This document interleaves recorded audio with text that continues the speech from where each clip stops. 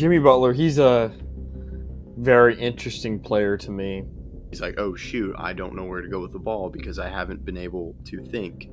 It was a great series. Game 4 was one of the best games I've ever watched in my entire life. Now LeBron's a 4-time champion, and Anthony Davis gets his first.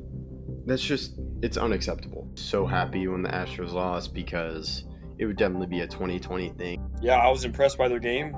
Braden Point, Andre Palat, Nikita Kucherov, that was the best line in the playoffs, no doubt. Stay undefeated when they face the mighty Cowboys with Garrett Gilbert. Hey everyone, I'm Jared Sandler, and you're listening to Outsiders Opinions. What's up, y'all? Welcome to our MLB Opinions of the Week. Today, as we are recording, there was a wild stat from the Yankees scoring 20 runs versus the Brewers 9. Just incredible. And of course, Yankees fan, Austin.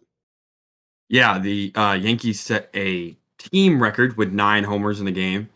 Judge had 3 of them, which means that he has 3 home runs in 2 games. He's on pace for 243 home runs if he continues this stretch. Don't know if that's actually possible, right? No, I think that drug test is coming up 5 hours later. Yeah, you may be right. He almost hit a 4th. I don't know if you saw. He hit a double off the wall. So he almost had another. But the question, he hit 58 last year, 37 the year before that, but he only played 106 games that year. And the year before that, obviously broke the AL record with 62 homers. Barry Bonds' record, 73. The question is, can Judge break 70? And break means he can get 70. He doesn't have to get over it, but can he get to 70? I think it's possible. It's just going to be extremely difficult. And he has to stay healthy. Yeah, you talk about health, and I think it also depends on the lineup around him because you can pitch around him. I think, trying to think, you mentioned he played 106 games because was it 2 years ago, 162? It's or was that 3 years? 3. It was 2022. Yeah. And I'm trying to think of those. The year after, I think they didn't have a great lineup.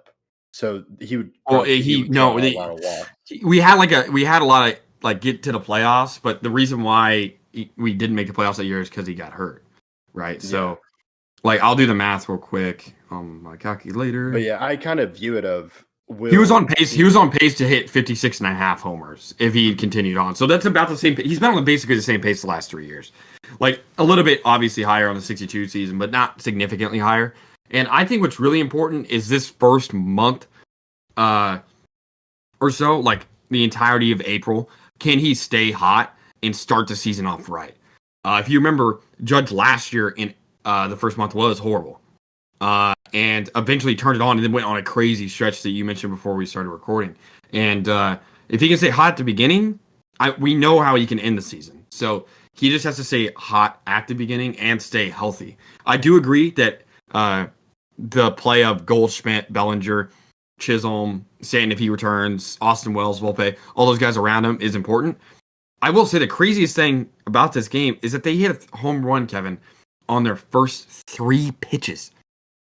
First 3 pitches that the team saw.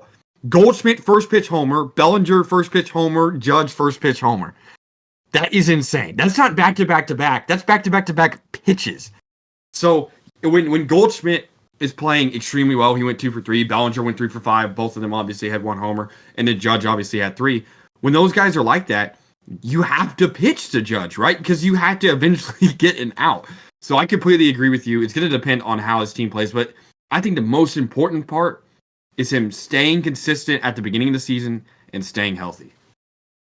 Yeah, that's a great point. And yeah, there's a lot of factors. I think I'm going to stay on the negative side and say he can't reach 70. I think he can definitely reach 60. I think we talked about the NL record before because I just couldn't remember the numbers, and his record in the AL is 62.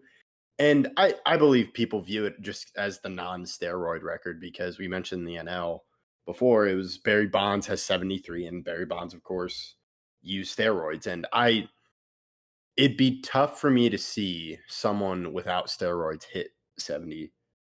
just because I don't know if it's humanly possible.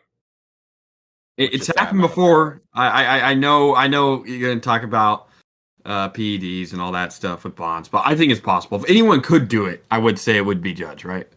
Yeah, I agree. Judge, and just kind of, I do think though, if he does hit 70, I think there would need to be, like, I think you would have to look and for PEDs or something like that.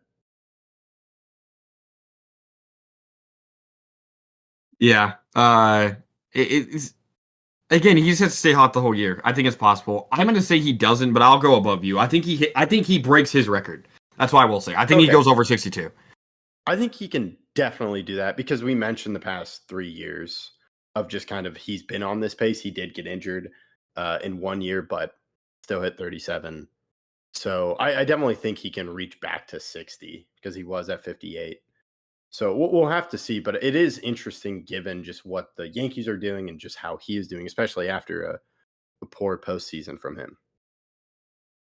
Yeah, I do think that's definitely notable. I've had a couple friends text about his first at the beginning of the first game where he kind of struggled, but Judge will learn. He's a great player.